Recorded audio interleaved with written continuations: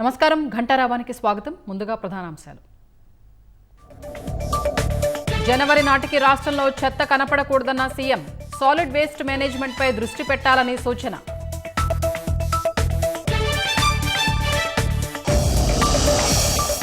Agency ప్రాంతాలను model పంచాయతీలుగా మార్చాలన్న Chandrababu.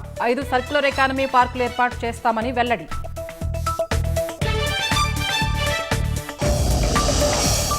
Himachal ప్రదేశ్లో కుంభవృష్టికి 3 మృతి. ధరంపూర్లో కొట్టుకుపోయిన బస్సులు, కార్లు.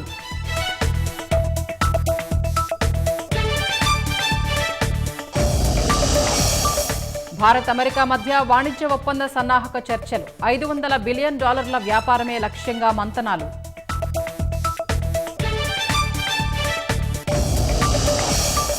ఖతార్పై ఇజ్రాయెల్ దాడి విషయంలో మాట మార్చిన ట్రంప్. నెతన్యాహు తనకు సమాచారం ఇవ్వలేదని వెల్లడి.